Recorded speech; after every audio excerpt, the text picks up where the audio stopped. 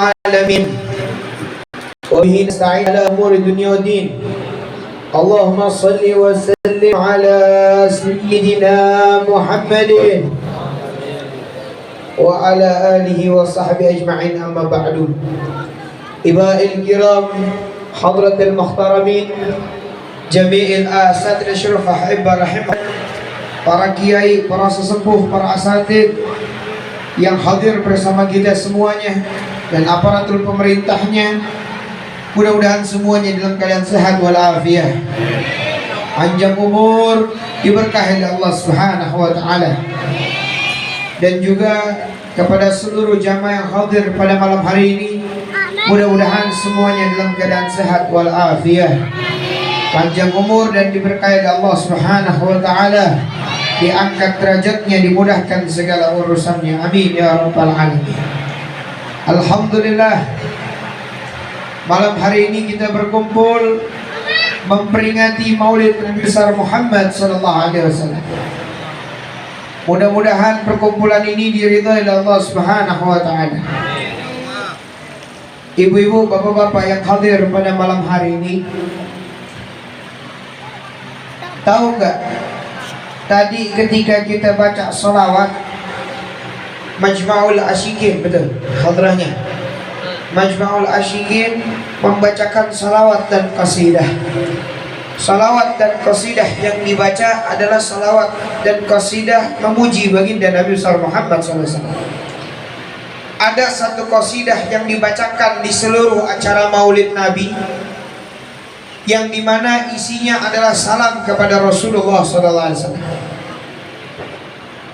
Nabi kita Muhammad SAW ngajarin kepada kita, kalau ada orang ngucapin salam, maka hukumnya wajib membalas salam tersebut dan dengan jawaban salam yang sama atau lebih baik. Betul? Minimal sama atau lebih baik. Ini ajaran Rasulullah SAW. Jadi kalau kita datang acara Maulid Nabi, kita datang acara Maulid Rasulullah, lalu dibacakan qasidah atau syair yang berbunyi Assalamu alayka ayyuhan nabi, maka Rasulullah SAW wajib menjawab salam kita yang hadir pada malam hari ini. Sebab dialah Rasul yang paling tahu aturan dan syariatnya Allah Subhanahu wa taala. Tidak mungkin dia yang mengajarkan dan dia yang tidak menjalankan. Makanya para ulama ngajarin, kalau datang acara Maulid Nabi, ketika duduk di perkumpulan Maulid Nabi, lalu dibacakan qasidah Assalamu alayka, hadirkan salam kita dengan sungguh-sungguh. Kenapa? Karena di situ malam hari ini ketika kita ngucapin salam, yang jawab bukan kiai lagi, yang jawab bukan habib, yang jawab bukan kita yang ada di sini, tapi yang jawab langsung Rasulullah sallallahu alaihi wasallam. Ini salam yang luar biasa, yang langsung dijawab oleh baginda Nabi besar Muhammad sallallahu alaihi wasallam. Tahu qasidahnya, syairnya? Kita baca sama-sama, hadirkan hati kita, dengarkan dengan jiwa dan raga kita, dengarkan dengan hati yang tulus kepada Allah, bahwa malam hari ini Rasulullah menjawab salam kita. Assalamu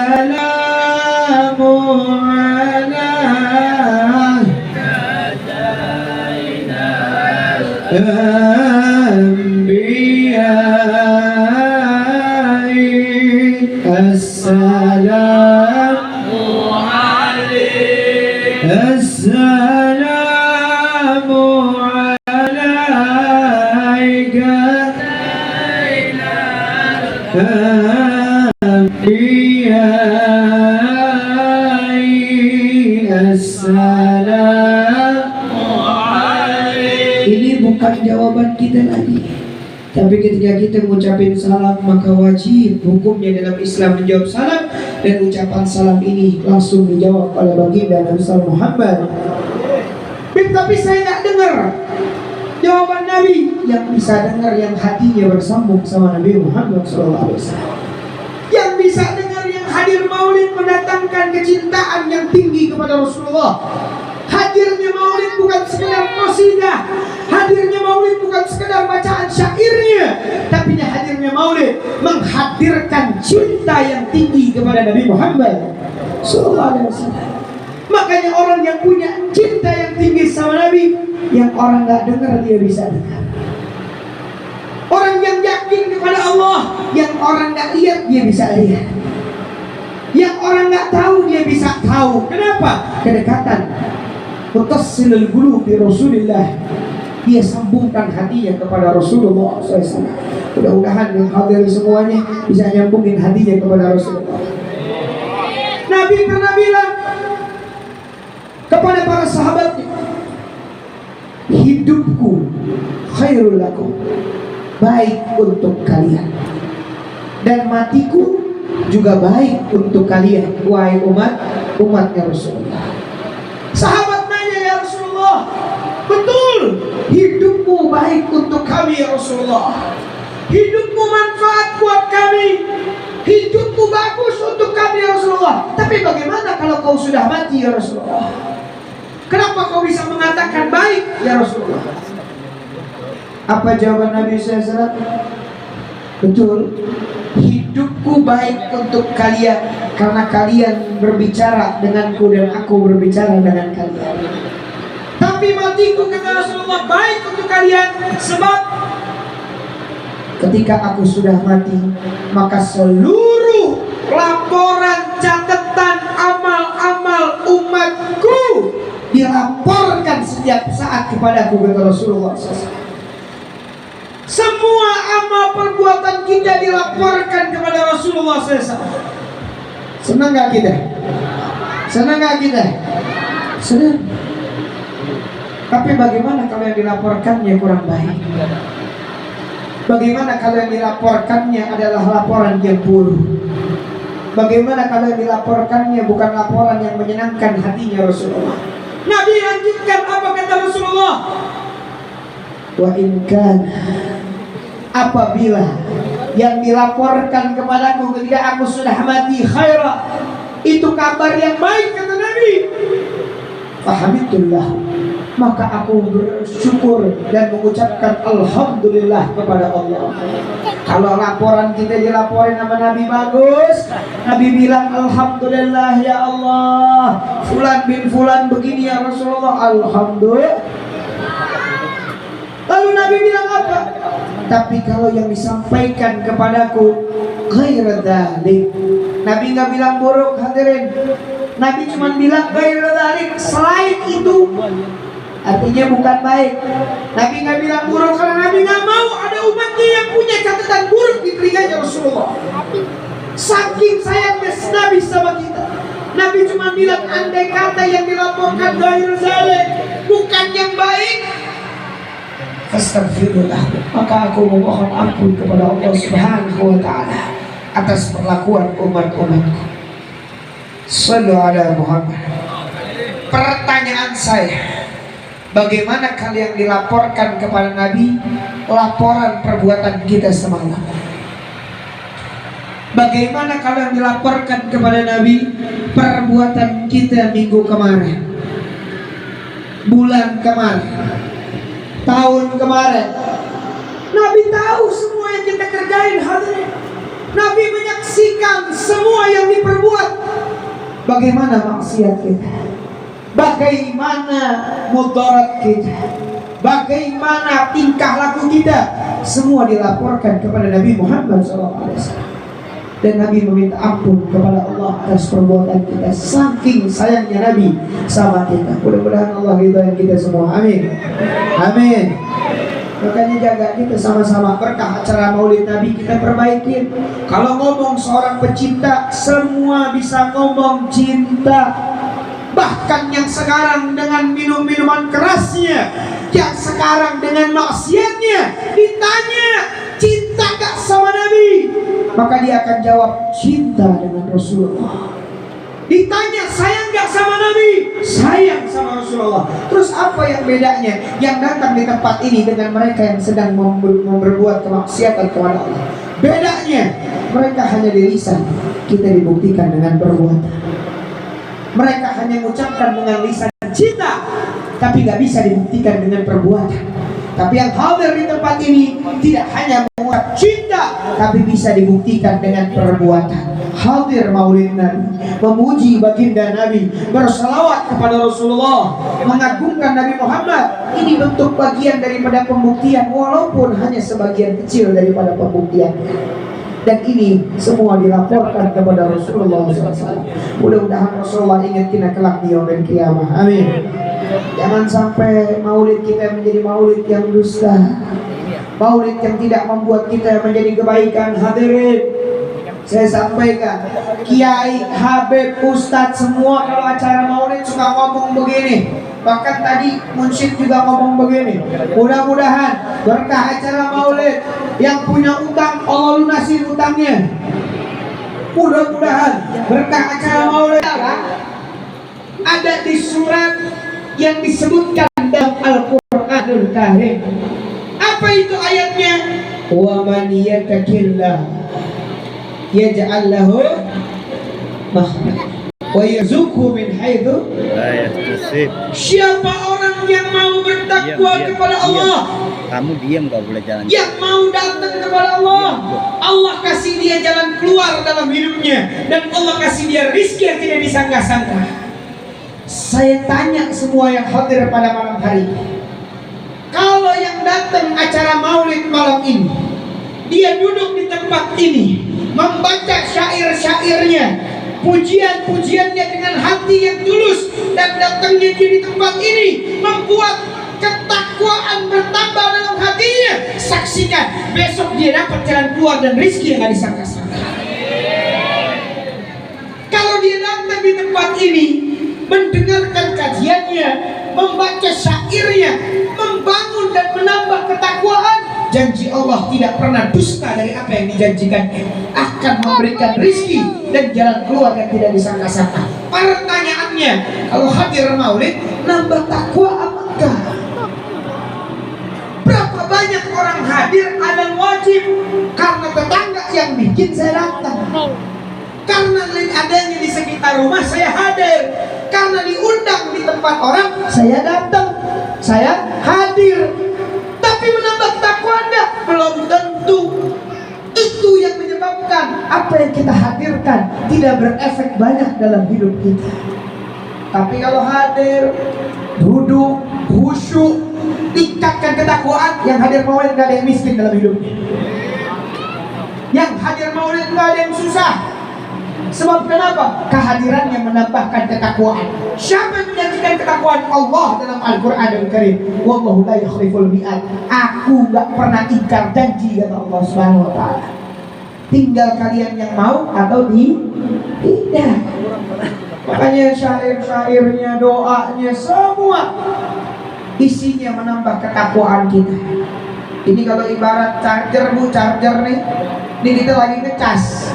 Cuman ada yang nggak nyolong, ada yang nggak nyantol, ada yang lobetnya udah parah, jadi nggak nambah-nambah.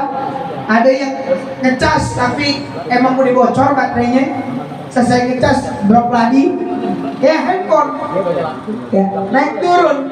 Tapi kalau kita kuatin, ya Rob, saya hadir maulid, begitu disebut nama Nabi Muhammad, kita sholawat sama Nabi, disebut syair kita nikmatin, disebut pujian Nabi kita dengerin, ada kajian ceramahnya kita nikmatin, kita resapi, pulang nggak ada yang miskin, insyaallah. Amin.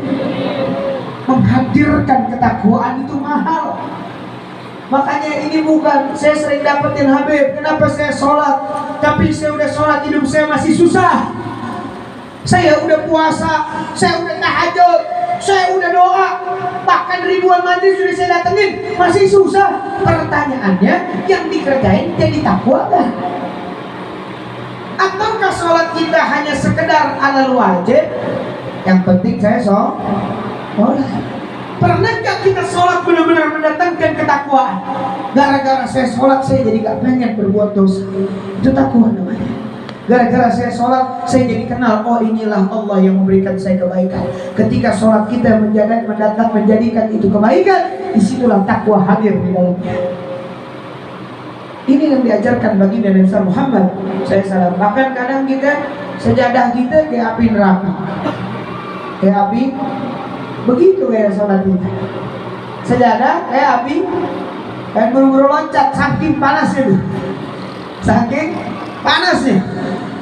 Keluar sejadah, assalamualaikum, assalamualaikum, dah kita bangun langsung. Kita begitu, saking panasnya itu sejadah. Tapi tempat keburukan, kita bisa berjam-jam, kita bisa duduk bagaikan surga. Wow. Kenapa bisa begitu? Ini akhir zaman. Fitnah akhir zaman begitu. Yang terlihat seperti surga itulah neraka, yang terlihat seperti neraka padahal itulah surga. Kita duduk di majelis semacam ini 2 jam 3 jam, kaki udah pucak-pucak kan dapat kelar ini. Ya Allah, lama amat. Ya, apalagi kalau udah qori lagi baca Quran. Beres-beres qorinya. Ya. Tapi kalau kita di luar lagi duduk nonton bola begadang sampai pagi, seakan-akan kayak ya Allah nggak berasa cepet amat ya kita ngopi, nggak berasa. Inilah tanda akhir zaman. Mudah-mudahan Allah jaga kita insyaallah. Ya, insyaallah kita jadikan kita duduk di taman surga. Amin. Makanya orang yang duduk, Nabi udah bilang kita maratu bil di jannah bertaruh. Kalau kalian lewat taman surga duduk. Siapa itu taman surga? Apa itu taman surga nih? Majelis-majelis semacam ini. Ini namanya taman surga. Jadi kalau udah gelisah berarti pengen buru-buru keluar dari begitu kan? Jadi kalau udah jam 11 nih loh, besok setengah 12 buru-buru kita pulangnya, berarti pengen buru-buru keluar dari taman. Kan begitu kata Rasulullah, emang begitu tuh namanya mantikul hadis, mafhumnya begitu. Yang dimengerti begitu, mudah-mudahan Allah jaga kita. Allah lindungi kita semua yang hadir insyaallah, amin. Jadi kita jaga orang yang cinta sama Nabi. Nabi nggak minta muluk-muluk, Nabi cuma pengen tunjukkan dengan hati dulu. Tunjukkan dengan hati. Kalau nggak bisa dengan amal, minimal hati. Hatinya gimana sama Rasulullah SAW? Hatinya gimana sama Allah Subhanahu Wa Taala? Kita nggak ngomongin amal dulu, kita ngomongin hati. Hati kalau udah punya tujuan, gerak. Saya kasih contoh. Ibu-ibu besok mau jalan-jalan ke puncak pakai bis, keluarga orang kampung, disewain villa yang paling mahal di puncak. Wah, cakep villanya. Itu bisa nggak bisa tidur tuh dari malam.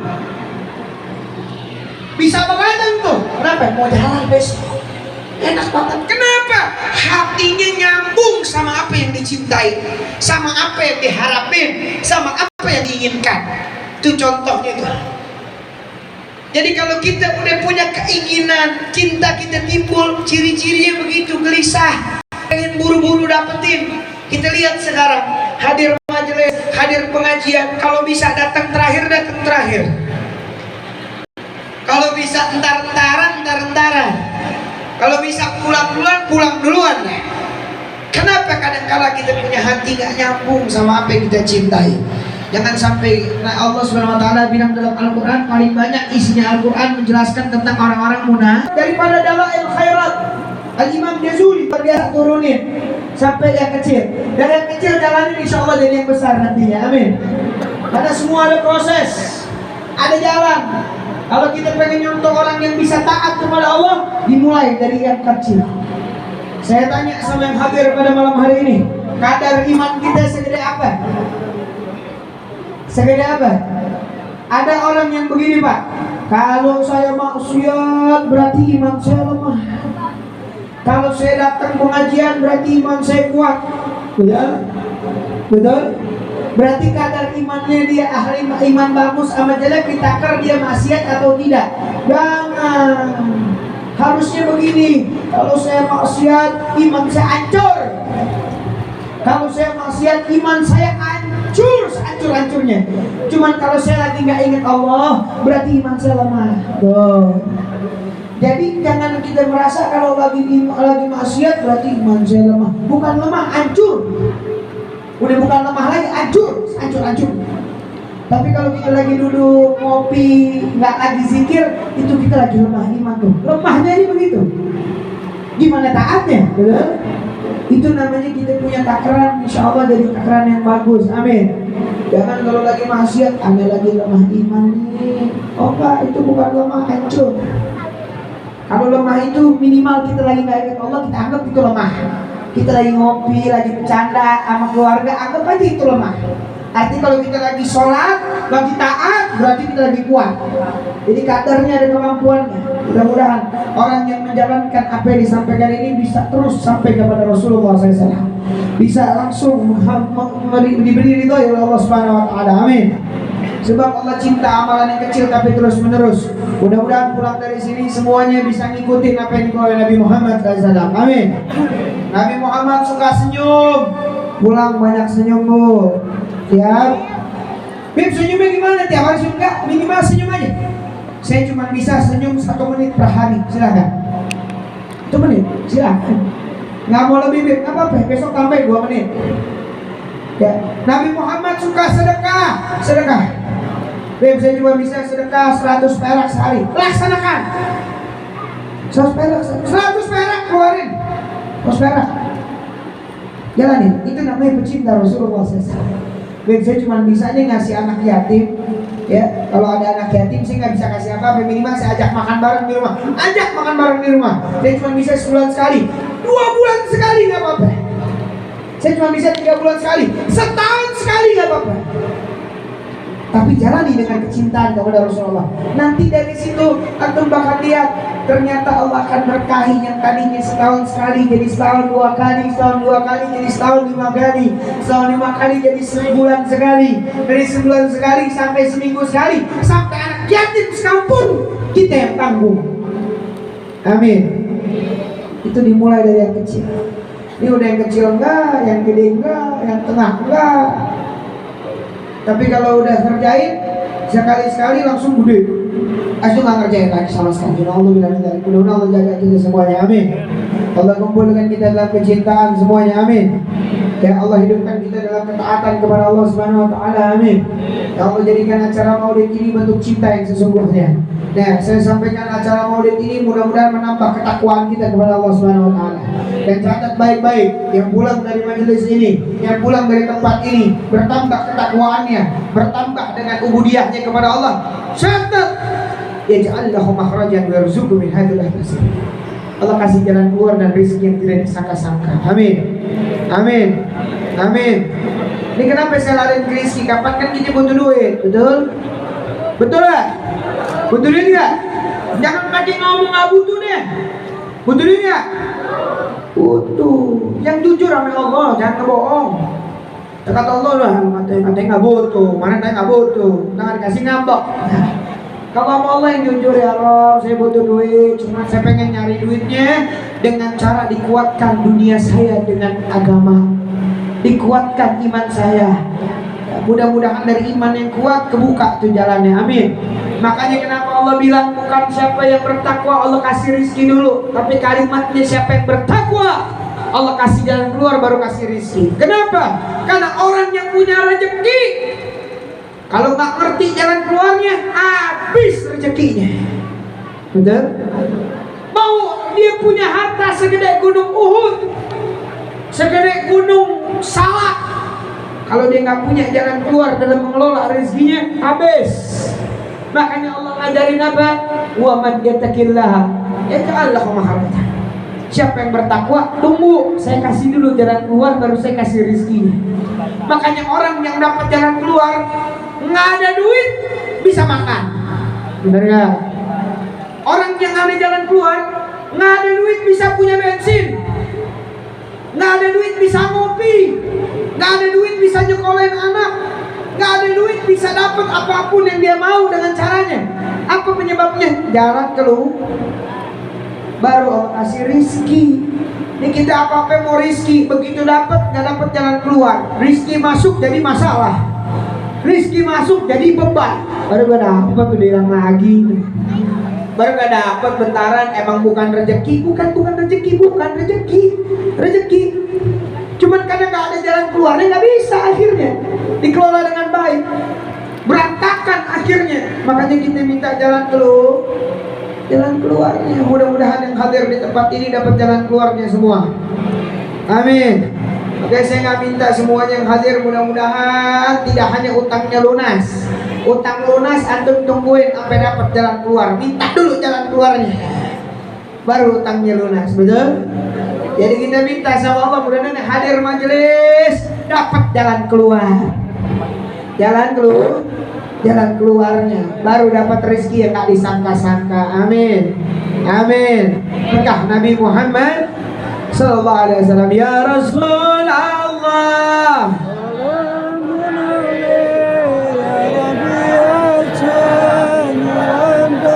ya Rasulullah,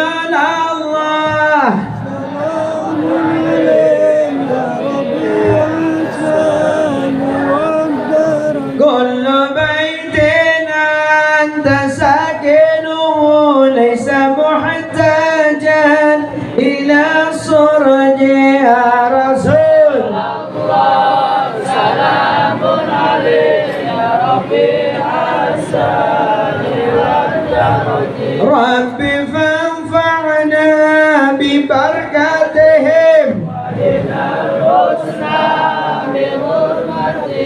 wa amitna fi tariqatihim ya Rasul Allah.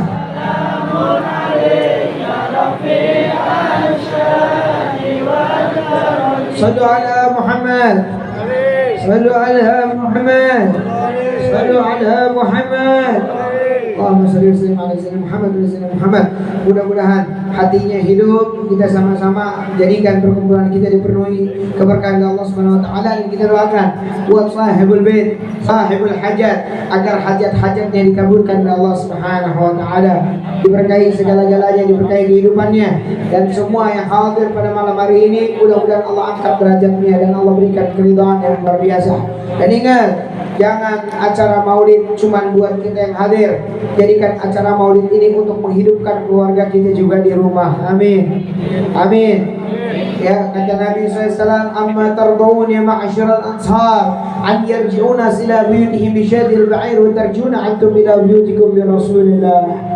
Apakah kalian tidak bangga wahai orang Ansar, mereka pulang ke rumah mereka membawa harta, jabatan, kedudukan, sementara kalian pulang ke rumah kalian membawa Rasulullah SAW. Mudah-mudahan kita bawa pulang Nabi Muhammad SAW, bawa pulang Rasulullah di tengah-tengah kita, ke rumah kita, bawa Rasulullah ke dalam hati kita, dan kita jadikan anak-anak kita anak-anak yang saleh dan saleha, anak-anak yang dijauhkan dari segala keburukan. Dan ingat, umur nggak ada yang tahu, jadikan hari demi hari kita untuk mendekatkan diri kita kepada Allah dengan kadar kita, dengan kemampuan kita, supaya Allah ridhoi kita semua yang hadir di tempat ini. Amin ya rabbal alamin. Siap menjadi pecinta yang sesungguhnya, siap membangun ketakwaan, siap membangun keridhaannya Allah. Sallu ala Muhammad, sallu ala Muhammad. Allahumma shalli ala Muhammad wa ala Muhammad. Saya kasih sebagai penutup, saya kasih satu amalan yang dibaca buat ibu-ibu, bapak-bapak. Ya, amalannya singkat, padat, jelas, tapi kapanpun bisa dibaca, silahkan. Ya, ada dua amalan. Yang pertama, baca di dalam kitab Maulid Simku Durab. Di bacaan awal ada bacaan ya Rabbi shalli ala Muhammad waftah minal khairi kulla mughnah.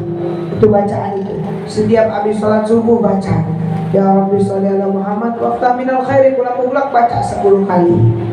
Ya Allah, dengan keberkahan Nabi Muhammad bukakan segala yang tertutup. Dan saya nggak bisa bahasa Arabnya, pada bahasa Indonesia.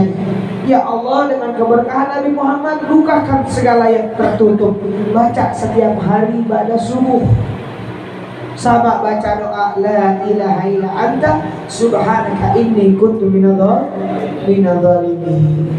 Baca setiap hari, kapanpun, dimanapun, dalam kondisi di jalan dan sebagainya, baca la ilaha illa anta subhanaka inni kuntu minadh-dhalimin. Itu yang dilakukan dan yang dibaca oleh para nabi ketika dalam keadaan sudah jatuh tertimpa tangga. Tahu istilah jatuh tertimpa tangga? Ya, ada seorang nabi yang masuk di dalam perut ikan, tenggelam di dalam laut. Dia ada di malam hari, 3 malam menaungi beliau dan beliau membaca la ilaha illa anta subhanaka inni kuntu minadz zalimin, dan Allah selamatkan dengan keberkahannya dari bacaan itu. Ya, karena pengakuan kita kepada Allah. Makanya mudah-mudahan bisa diamalin ya. Tapi ingat, pengamalan tidak ada artinya tanpa keyakinan kepada Allah dan Rasulnya. Kalau baca ini yakini kepada Allah dan Rasulnya, insya Allah nggak usah lama-lama, yang ketutup semuanya kebuka. Amin. Nggak usah lama-lama, yang susah biar jadi senang semuanya. Amin ya Rabbal. Dengan berkah Nabi Muhammad kita baca surat Al-Fatihah wa al-hadhihi wa al salaha wa ila hadratin Nabi Al-Fatihah.